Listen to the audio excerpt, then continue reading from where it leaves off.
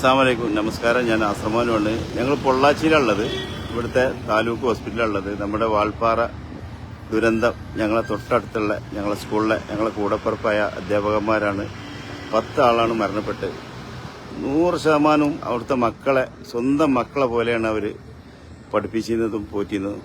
അവർക്ക് പാവപ്പെട്ട കുടുംബത്തിലെ കുട്ടികൾക്കൊക്കെ ടൂറ് പോകാൻ സാമ്പത്തികമായിട്ടില്ലെങ്കിൽ അവർ ആ ടീച്ചേഴ്സ് നമ്മളെപ്പോലുള്ള ആൾക്കാർ എൻ്റെ അടുത്ത് വീട്ടിലൊക്കെ വന്ന് മാനക്ക് അത്ര കുട്ടികളെയും പാടെ കൊണ്ടുപോകാനുണ്ട്. അവർക്കും ഭയങ്കര ആഗ്രഹമാണ് അവരെയും പാടെ നമുക്ക് ടൂറിന് കൊണ്ടുപോകണം. നിങ്ങൾക്ക് എത്ര കുട്ടികളെ കൊണ്ടുപോകാൻ പറ്റും എന്നുള്ളൊരു ചോദ്യം ചോദിക്കും. എത്ര കുട്ടികളെ ടീച്ചേഴ്സ് നിങ്ങൾ തീരുമാനിച്ചോളൂ, ഞാൻ പറഞ്ഞേക്കാം. അങ്ങനെ നല്ല നല്ല മനുഷ്യരെടുത്ത് പോവുക, അവരെ ആ കുഞ്ഞു മക്കളെ ആഗ്രഹം സാധിപ്പിച്ചു കൊടുക്കുക. അതിൽ കണ്ണു കാണാത്ത മജീദ് മാഷ് പറഞ്ഞ മാഷുണ്ടായി.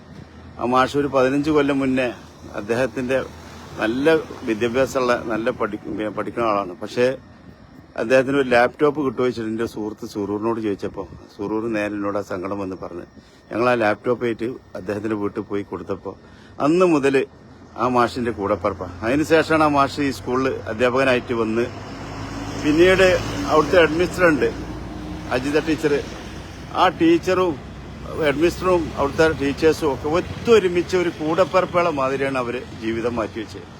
അതുകൊണ്ട് തന്നെ ആയിരിക്കും അവർ ഒരുമിച്ച് ടൂറ് പോയതും ഒരുമിച്ച് അവസാന യാത്രയിലും പങ്കാളിയായതെന്ന് സങ്കടത്തോടെ പറയേണ്ടി വരില്ലേ. കാരണം അത്രയും നല്ല സ്നേഹമുള്ള സ്വന്തം മക്കളെ പോലെ വിദ്യാഭ്യാസം കൊടുക്കുന്ന ഒരു സ്കൂള് എൻ്റെ ജീവിതത്തിൽ ഞാൻ കണ്ടിട്ടില്ല. മരിച്ചുകൊണ്ട് പറയില്ല, ഇവർക്ക് അപകടം പറ്റിയോണ്ട് പറയില്ല, അനുഭവം കൊണ്ട് പറയാം. എന്തായാലും നമ്മളൊക്കെ പ്രാർത്ഥന ഉൾപ്പെടുത്താം. ഇവിടെ നമ്മുടെ പൊള്ളാച്ചിയിലുള്ള നമ്മുടെ തിരുവനന്തപുരത്തുള്ള റഫീഖയ്ക്ക് നമ്മുടെ ഷാജിക്കുണ്ട്, ഷാനവാസ് ആലപ്പുഴ.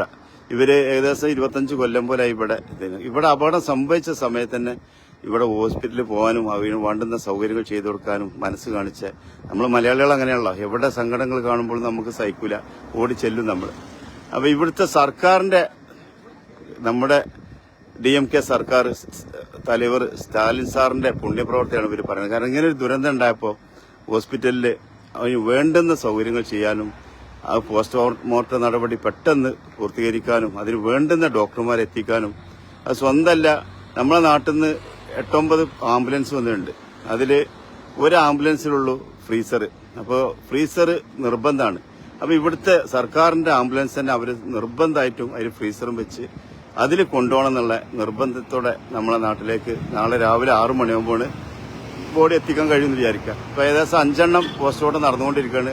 5 എണ്ണത്തിന്റെ ഇപ്പോൾ അടുത്ത് കട്ടായിട്ടുണ്ട്. അപ്പോൾ രാവിലെ 9 മണിക്ക് നമ്മുടെ സ്കൂളിൽ പാങ്ങ് GHS പാങ്ങിൽ പൊതുദർശനത്തിന് വെക്കുന്നുണ്ട്. എന്തായാലും ആ കുടുംബത്തിനൊക്കെ വേണ്ടി എല്ലാവരും പ്രാർത്ഥിക്കുക. അപ്പോൾ നമ്മുടെ ഇവിടുത്തെ സ്റ്റാലിൻ സാറിന്റെ ഇങ്ങനൊരു മുഖ്യമന്ത്രി തമിഴ്നാടിന് അഭിമാനത്തോടെ നമുക്ക് പറയാം. നമ്മളെ കേരളത്തിലെ ഉള്ള നമ്മളെ കൂടപ്പറപ്പുകൾക്ക് ഒരു വേദന വന്നപ്പോൾ മരണത്തെ തടുക്കാൻ ആർക്കും സാധിക്കില്ല. പക്ഷേ ആ കുടുംബത്തിന് ആശ്വാസം നൽകാൻ നമ്മൾ എല്ലാവരും ഓടി വന്നപ്പോൾ ഇവിടെ വേണ്ടുന്ന സപ്പോർട്ടും സഹായം ചെയ്തെന്ന് സർക്കാരിന് അല്ലേ. എന്താ നമ്മളെ സർക്കാരിന്റെ ഈ പുണ്യപ്രവർത്തിയെ പറ്റി പറയാനുള്ളത്? വളരെ സ്പീഡിൽ എല്ലാ കാര്യങ്ങളും ചെയ്യുന്നുണ്ടായിരുന്നു. എല്ലാ കാര്യങ്ങളും വെച്ചാൽ വളരെ എത്രയും പെട്ടെന്ന് ബോഡി ഐഡന്റിഫൈ കഴിഞ്ഞാൽ പോസ്റ്റ്മോർട്ടം ചെയ്ത് ഇവിടുത്തെ ഗവൺമെന്റിന്റെ ആംബുലൻസിൽ നടത്തിപ്പിക്കാനുള്ള നടക്കുന്നത് അപ്പോൾ തന്നെ ചെയ്തത്. പരിക്കേറ്റവും ചികിത്സയ്ക്കാക്കി കൊണ്ടുപോയി പോലീസും ഡോക്ടർമാരും എല്ലാ സ്പോട്ടിൽ എത്തിച്ചില്ലേ. കേരള ഗവൺമെന്റ്. പക്ഷെ ഈ അപകടം സംഭവിച്ച നേരത്ത് അവിടുന്ന് പെട്ടെന്ന് ആർക്കും പോയി എടുക്കാൻ കഴിയില്ലല്ലേ. ആംബുലൻസ് വന്നിട്ട് പോയി എടുത്തിട്ട് അതിന്റെ ടീം അതിന്റെ ആൾക്കാർ തന്നെ പോയി എടുക്കണം. ഹിൽസ് ഏരിയ ആള് താമസമില്ല, ആരും എത്രയും വലിയ പാടാണ്. അവിടുന്ന് ആംബുലൻസിൽ പോയാലും അല്ലേ. അതായത് അവിടെ ഓടി എത്തിയാൽ നമുക്ക് ഒന്നും ഇറങ്ങിച്ചെല്ലാൻ കഴിയില്ല. നമുക്ക് ഇവിടെ നിന്ന് ഒരു 12-13 കിലോമീറ്റർ മാത്രമേ നമുക്ക് പെട്ടെന്ന് എത്തിപ്പെടാൻ പറ്റുന്ന ദൂരം അത്രേ ഉള്ളൂ. പിന്നെ അത് കഴിഞ്ഞാൽ പിന്നെ നമ്മൾ ഹിൽസ് ആണ് ഫുള്ള്. ഹിൽസിനെന്ന് വെച്ചാൽ മൊത്തം എയർബെൻഡ് 47 എയർബെൻഡ് ആണുള്ളത്. അതിലോട്ട് കയറുന്നതെന്ന് പറഞ്ഞു കഴിഞ്ഞാൽ പിന്നെ ആള് താമസമില്ലാത്ത ഏരിയയാണ്. അതിന്റെ ഇടയ്ക്ക് ഒരു സ്ഥലത്ത് മാത്രമേ ആള് താമസമുള്ളൂ. അത് കഴിഞ്ഞ് വരുന്ന സ്പോട്ടിൽ വെച്ചിട്ടാണ് ഇവർക്ക് ഈ ആക്സിഡന്റ് ഉണ്ടായത്. ഇതിപ്പോ എങ്ങനെ വേറെ വണ്ടി ഇടിക്കുക അങ്ങനെ എന്തെങ്കിലും സംഭവിച്ചോ? ഒന്നും ചെയ്തല്ല. 13ാമത്തെ ബെൻഡിൽ നിന്ന് താഴത്തേക്ക് 9ാമത്തെ ബെൻഡിലേക്ക് വീണമെന്നുള്ളതാണ് നമ്മളറിയുന്നത്. അതാണ് സംഭവിച്ചത്. എന്ന് വെച്ചാൽ അത് ഏകദേശം 800 അടിയോളം താഴ്ചയിലേക്ക് 800 അടിയോളം താഴ്ചയിലേക്കാണ് വീണിട്ടുള്ളത്. അതിലാണ് സംഭവിച്ചത്. അതിലിപ്പോ 4 ആൾക്കാർ രക്ഷപ്പെട്ടിട്ടുണ്ട്. കാരണം ഒരു കുട്ടി തീരെ പ്രശ്നമില്ല, കുട്ടിക്ക് പ്രശ്നമില്ല. അതിപ്പോ മിനിസ്റ്റർ കൃഷ്ണൻകുട്ടി മിനിസ്റ്റർ ഇവിടെ വേണ്ട കാര്യങ്ങൾ കേരളത്തിലുള്ള എല്ലാ രാഷ്ട്രീയ പാർട്ടിക്കാരും, പ്രത്യേകിച്ച് നമ്മളെല്ലാ രാഷ്ട്രീയ പാർട്ടികളും, അതേമാതിരി നമ്മളെ KMCCന്റെ ഫുൾ സപ്പോർട്ട് എല്ലാം ഉണ്ടായിട്ടുണ്ട്. അതെ അതെ, എല്ലാ രാഷ്ട്രീയ ഭേദമില്ലാതെ എല്ലാ പാർട്ടിയിലുള്ള ആൾക്കാരും വന്നിട്ടുണ്ട്.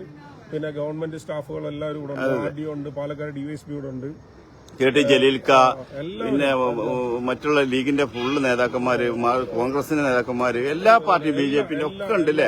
മിനിസ്റ്ററും ഓൺ സ്പോട്ടിൽ ഇവിടെ വന്നു. മിനിസ്റ്റർ സാറ് വളരെ കർശന നിയമങ്ങൾ നടപടികൾ നോക്കിയില്ലേ, വേണ്ടുന്ന സപ്പോർട്ട് എല്ലാം ചെയ്യാൻ വേണ്ടിയിട്ട് പറഞ്ഞു. അതെല്ലാം ഉണ്ടെങ്കിലും പോലും നമ്മളെ ഇവിടുത്തെ തമിഴ്നാട് സർക്കാരിന്റെ ഫുൾ സപ്പോർട്ട്, തമിഴ്നാട് ഗവൺമെന്റിന്റെ ഫുൾ ടീം കൂടെ ഉണ്ടായിരുന്നു.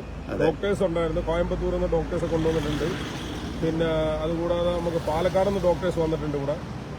മറ്റുള്ള കാര്യങ്ങളൊക്കെ ദ്രുതഗതിയിൽ കാര്യങ്ങളൊക്കെ തീരുമാനമാക്കി എത്രയും പെട്ടെന്ന് നമ്മളിൽ നിന്ന് വേർപെട്ടു പോയ അവരുടെ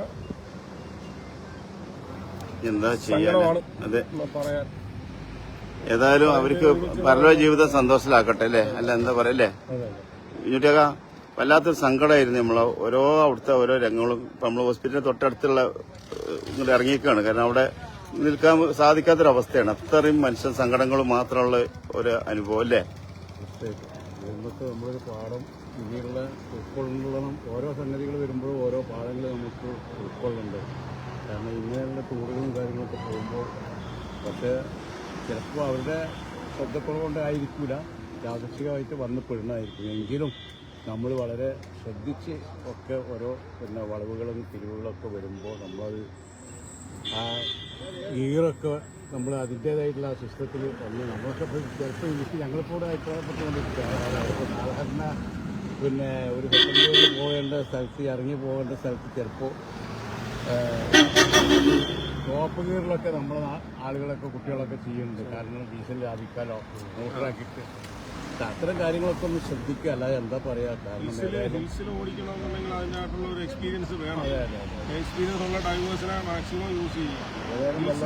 ദുരവസ്ഥ ആയിപ്പോയി. കാരണം വളരെ ഞങ്ങളെ കേട്ടപാട് മാറിയിട്ട് ഞങ്ങൾ കൂടിയുണ്ട്. ആ ഗിരിജ ടീച്ചറും അഡ്മിനിസ്ട്രേറ്റല്ല അത്രയും ചിരിച്ചാതെ ഒരാളോട് സംസാരിക്കൂല. അതേമാതിരി ആ റംല ടീച്ചർ ഒരുപാട്, ഈ മജീദ് മാഷ കാര്യം പറയുകയാണെങ്കിൽ 2 കണ്ണും കാണൂല. എന്നിട്ട് ഇപ്പൊ സുന്ദരമായൊരു വീടൊക്കെ ജോലി കിട്ടി, പിന്നെ വീടൊക്കെ വെച്ച് ഇപ്പൊ 2 മാസമായിട്ടുള്ളൂ താമസം തുടങ്ങിയിട്ട്. മക്കളുമായിട്ടില്ല. അപ്പോൾ പടച്ചവന്റെ ഒരു വിധി നോക്കാണ്. നമുക്ക് കേൾക്കുമ്പോഴും അത് അറിയും വാർത്ത. നമ്മൾ ഇതറിഞ്ഞിട്ടാണ് ഓടിയെത്തിയത് ഇവിടെ. വളരെ വല്ലാത്തൊരു സങ്കടമാണ്. പിന്നെ പ്രത്യേകിച്ച് നമ്മൾ മലയാളികൾ എന്നും കൂടെ അറിയുമ്പോഴത്തേക്ക് നമുക്ക് അതിൻ്റെതായിട്ടുള്ളൊരു ഇതുണ്ടാവും. അതെ അതെ, ഇൻഷാ അല്ലാഹ് ഇങ്ങനത്തെ ദുരന്തങ്ങളൊന്നും പടച്ചവൻ കാണിച്ചതായിരിക്കട്ടെ അല്ലേ.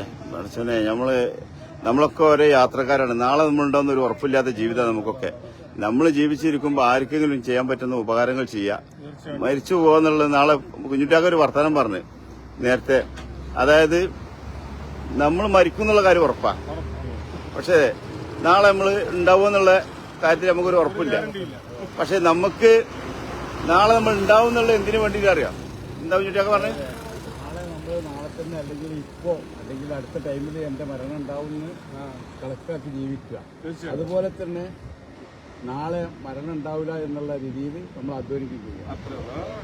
ഭൂമിയിൽ നമ്മൾ ചെയ്യേണ്ടത് അധ്വാനിക്കുന്ന സമയത്ത് നമ്മൾ അധ്വാനിക്കുക.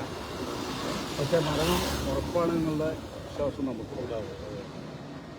പടച്ചവന്റെ കാവലുണ്ടാകട്ടെ അല്ലേ. ഇൻഷാല്ലാഹ് ഞാൻ അവർക്ക് ഓരോ പരലോക ജീവിതം സന്തോഷത്തിലാക്കട്ടെ. എന്തായാലും നമ്മൾ മറ്റുള്ളവരെ കുറ്റങ്ങളും കുറവുകളൊന്നും നോക്കാതെ നമുക്ക് ചെയ്യാൻ കഴിയുന്ന ഒരു നേരത്തെ അന്നെങ്കിലും പഠിച്ചു കൊടുക്കാൻ പറ്റും, അല്ലെങ്കിൽ ഒന്ന് പുഞ്ചിരിയിലും കൊടുക്കാൻ ശ്രമിക്കുക.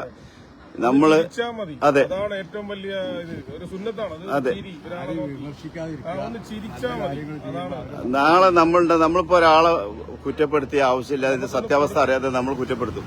പക്ഷെ നാളെ നമ്മൾ ആ ആള് മരണപ്പെടുമ്പോ ഞാനും കുറെ കുറ്റപ്പെടുത്തി, പിന്നെ സത്യാവസ്ഥ അറിഞ്ഞിട്ട് നമ്മള് സങ്കടപ്പെട്ടൊരു കാര്യമില്ലല്ലോ. ഒരാളെ വേദനിപ്പിച്ചിട്ട് എന്ത് സുഖം കിട്ടുക? ഒരാൾക്ക് നമ്മളൊന്ന് ചിരിച്ചു കൊടുക്കാനോ അല്ലെങ്കിൽ അദ്ദേഹത്തിന് നമ്മളെ കൊണ്ട് ചെയ്യുന്നൊരു സഹായം ചെയ്യാൻ പറ്റുമെങ്കിൽ അതിന് കിട്ടുന്നൊരു സുഖം വേറല്ലേ. മറ്റുള്ള എന്ത് സുഖം എന്ത് സന്തോഷം കിട്ടുമെന്ന് പടച്ചമ്പരാനെ അറിയാം. പുഞ്ചിരി ഉണ്ടെങ്കിൽ ഒരാളെ സന്തോഷിപ്പിക്കാൻ പറ്റിയ അത് തന്നെ ഏറ്റവും വലിയ സാമ്പത്തികം കൊടുത്ത് സഹായിക്കാൻ പറ്റിയില്ലെങ്കിലും ഒരു പുഞ്ചിരിയിലോട് കൂടെ ഒരാളെ നമ്മളൊന്ന് സന്തോഷിപ്പിക്കുക, അത് തന്നെ വലിയ കാര്യമാണ്. വല്ലാത്തൊരു കഷ്ടം, മനുഷ്യര് ചിന്തിക്കുന്നില്ല. എന്തൊക്കെ മറ്റുള്ളവരെ കുറ്റങ്ങളും കുറവുകളും നോക്കുക, എന്നിട്ട് അതിൽ സന്തോഷം കാണുക. അതില് എന്ത് സന്തോഷം ഉള്ളത്? ആ മനുഷ്യന് എന്ത് സുഖം കിട്ടുക? ആർക്കെങ്കിലും ഒരു ഉപകാരം ചെയ്തു നോക്കണ്ടേ? ഒരു നേരത്തെങ്കിലും സഹായങ്ങൾ ചെയ്തു കൊടുക്കുമ്പോഴല്ല അതിന്റെ ഒരു ലഹരി അറിഞ്ഞു കഴിഞ്ഞാൽ പിന്നെ തിരിച്ചു ജീവിക്കൂല, വേറെ ഒന്നും ചിന്തിക്കൂല. ജാതിയും മതവും രാഷ്ട്രീയമൊന്നും പറഞ്ഞ് തമ്മിൽ തല്ലാൻ പോവില്ല, മറ്റുള്ളവരെ കുറ്റപ്പെടുത്തൂല. എന്റെ ജീവിതം ഇതിനുള്ളതാണെന്നുള്ളൂ നീക്കി വെക്കും. ആ ലഹരി ശരീരത്തിൽ കാര്യം പിന്നെ തിരിച്ചു ചിന്തിക്കൂല. അതില്ലാത്തവനോട് പിന്നെ പറഞ്ഞിട്ട് കാര്യമില്ല, കാരണം അവരവരെ ജീവിതം അങ്ങനെ അതിൽ ആസ്വദിക്കുകയാണ്. അല്ലേ? അതെ അതെ, നിമിഷ നേരത്തെ ജീവിതമാണ് നമ്മുടെ എല്ലാവരുടെയും. അതെ, നിമിഷ നേരം അത്രേ ഉള്ളൂ. ആർക്കും ഒരു ഗ്യാരണ്ടിയും പറയാൻ പറ്റില്ല. നിമിഷ നേരം മാക്സിമം കഴിവതും മറ്റുള്ളവരെ ബുദ്ധിമുട്ടിക്കാതെ ജീവിച്ച് തീർക്കുക എന്നുള്ളതാണ്. അല്ലാതെ പരസ്പരം തമ്മിൽ തല്ലിയും കുറ്റം പറഞ്ഞും എന്താണ് അതിൽ സുഖം കിട്ടുക എന്നുള്ളതാണ് വല്ലാത്തൊരു മനുഷ്യന് ചിന്തിക്കുന്നില്ലല്ലോ. ജസ്റ്റ് ഒരു പുഞ്ചിരി കൊണ്ട് ഒരാളെ സന്തോഷിപ്പിക്കാൻ പറ്റിയാൽ അത് വലിയ പുണ്യമാണെന്ന് കരുതുന്നത്. സാമ്പത്തികം കൊണ്ട് സഹായിക്കാൻ പറ്റിയില്ലേ പോലും ഒരാളെ നോക്കുമ്പോൾ ജസ്റ്റ് ഒന്ന് അവരെ മുഖത്ത് നോക്കി ഒന്ന് ചിരിച്ചാൽ അതൊരു സുന്നത്താണ്. അതന്നെ. ഇപ്പൊ എത്ര ആള് രക്തം കൊടുക്കാൻ പോലുണ്ട്. അവര് പടച്ചം കൊടുത്ത ആരോഗ്യം കൊണ്ട് ആ കൊടുക്കുമ്പോ ഓന്റെ ജാതിയോ നിറം നോക്കുവോ? നമ്മളൊന്ന് വീകുമ്പോ ഒന്ന് വീണ ആരാ ആസ്പത്രി കൊണ്ടുപോവാ? ഒരു ആക്സിഡന്റ് പറ്റിയാല് ആരാ നമ്മൾ കൊണ്ടുപോയാല്? അവിടെ ആരെ രക്തം വേണ്ടെന്ന് പറയോ? അവിടെ ഹിന്ദുവിന്റെ വേണ്ട, ക്രിസ്ത്യാനിന്റെ വേണ്ട, മുസ്ലിമിന്റെ വേണ്ട അറിയോ? അത് പറ്റുമ്പോഴാണ് പഠിച്ച, അപ്പോഴാണ് ഓന്റെ മനസ്സിൽ തോന്നുക ഞാൻ എത്ര എന്തിനാണ് കുറ്റപ്പെടുത്തിയത് മറ്റുള്ളവനെ. എനിക്കൊരു വേദന വന്നപ്പോ ഞാൻ ഒരു അപകടത്തിൽപ്പെട്ടപ്പോ എന്നെ കൊണ്ടുപോകാൻ ആരുണ്ടായത്?